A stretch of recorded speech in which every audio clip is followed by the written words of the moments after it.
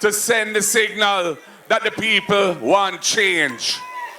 They are tired of a Jamaica Labour Party government that has failed the country in so many crucial respects. First and foremost, they have proven themselves to be not worthy of the trust of the people. From top to bottom, we have an administration with a track record of corruption, nepotism, and cronyism. We have a prime minister of the country whose integrity commission declarations cannot be certified, and he is not in good standing with the country's anti-corruption agency, the Integrity Commission. That alone is a disqualifying factor, preventing him from being eligible to ask for a third term.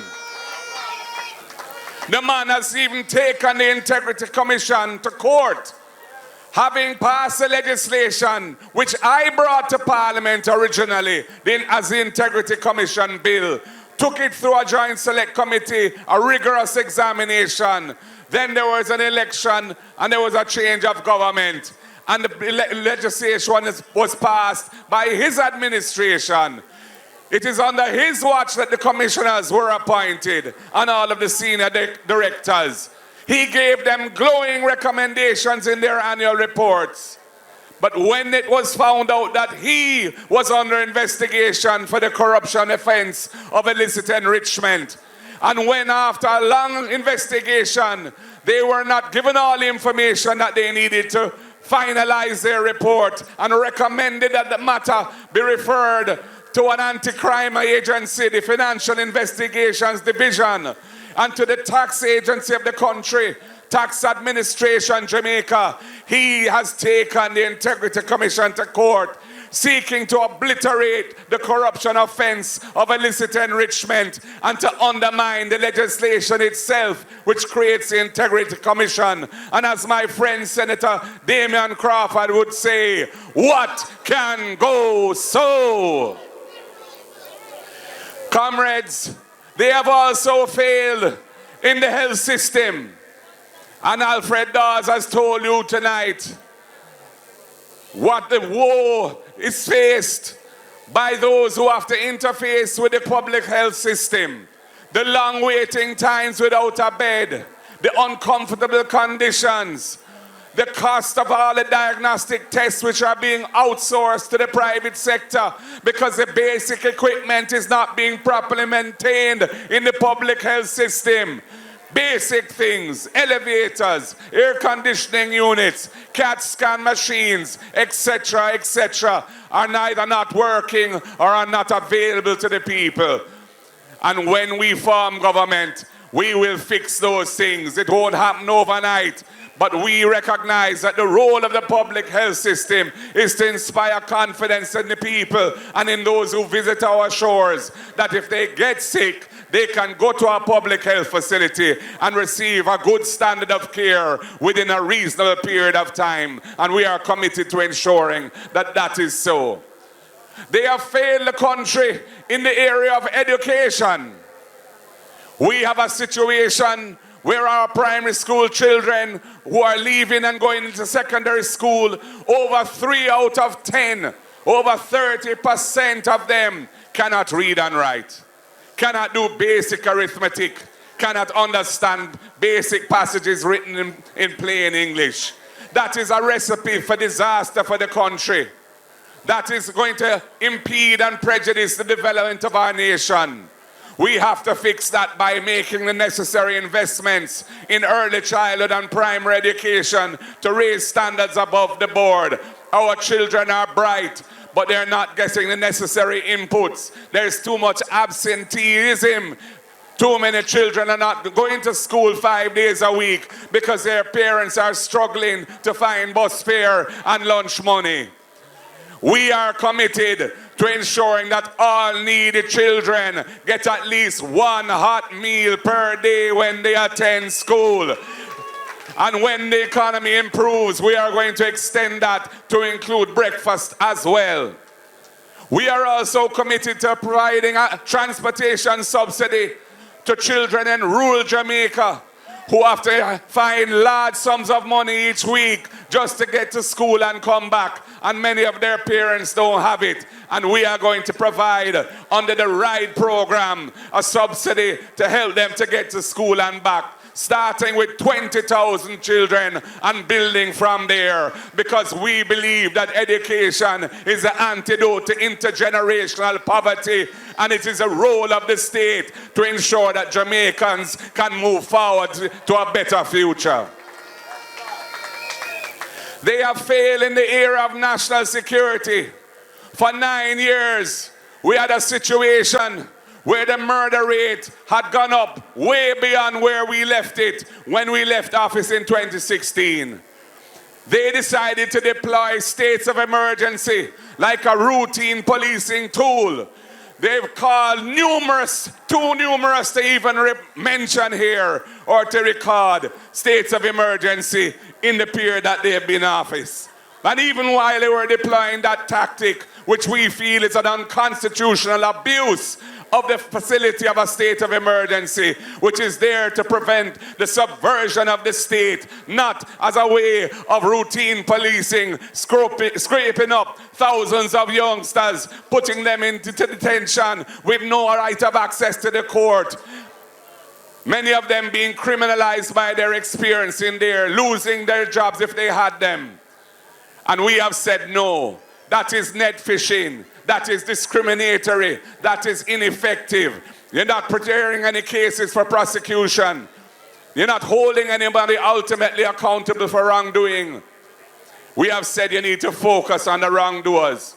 And you need to put the tools in the hands of the police force and deploy a strategy focusing on that to reduce crime in this country. And I want to big up the police and the Commissioner of Police for the recent successes that we are seeing in the reduction of the murder rate. We support the police and law enforcement in making Jamaica a safer place. And we acknowledge the excellent work that is being done in that regard. And it is because we believe in the importance of a strong police force and believe in the importance of good relationships between the police and the population that they serve. That is why we say body-worn cameras must become the norm when police are going on special operations. There must be accountability for what happens. It is to protect the people and to protect the police, so that nobody can say that when force was used in legitimate circumstances that it should not have been used. And on the other hand, it is a good disincentive to abuse of power. And it is why we support the police, why we support the body-worn cameras. We also believe in the unexplained wealth orders that this government had committed to in the agreement which set up CMOC, the Crime Monitoring and Oversight Committee, and which they have reneged on. And it is an important tool in the anti-corruption arsenal. And we will introduce it when we form government, so that those who engage in hanky-panky can be held accountable for their wrongdoing, especially those who have multiple bank accounts and other things that indicate that all is well in the state of Jamaica. Marcus Garvey prophesied, said, oh yeah, man, I go fighting back against the wall, oh yeah. It's a victor when the time come. Some are go charged for corruption. Oh yes. When the right time come, and it soon come because time come. So yes, my people, we're going to have a lot of work to do. And this government has failed in its core promise of delivering economic growth to increase the wealth of the nation. They have not succeeded in having even 3% annual growth in the 9 years that they have been in power, despite the Prime Minister having created a Ministry of Economic Growth with half of the agencies of government, including the most important and powerful ones in that ministry, with him being the minister. It has been an absolute failure. Even before COVID, In the year prior to COVID hitting Jamaica, we had virtually 0% growth.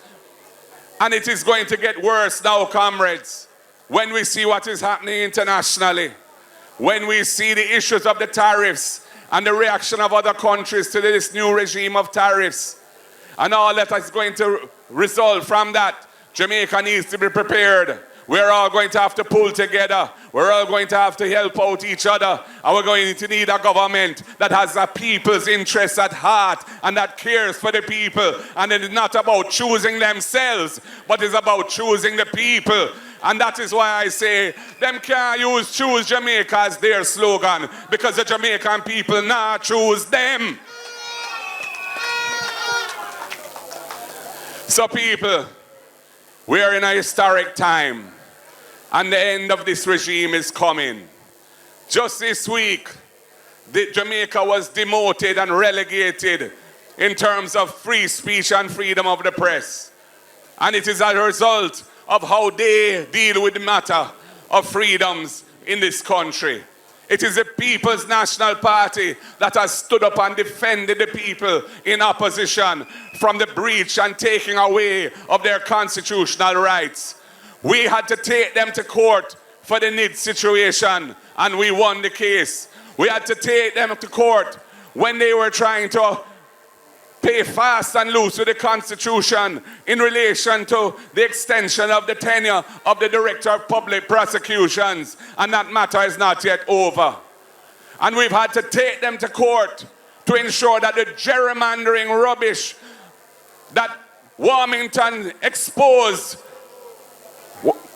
by running his mouth on a platform, which is a blatant abuse of the Constitution, trying to create boundaries for a new parish that would disenfranchise and push out of this constituency several communities which basically strongly support the People's National Party. We had to take them to court for that too. And I want to big up Comrade Fitz Jackson as my spokesperson for Portmore for standing with me on that matter and for the clever tactical use of the courts and the parliament to ensure that that exercise in undermining democracy and violating constitutional principles had what was brought to a screeching halt.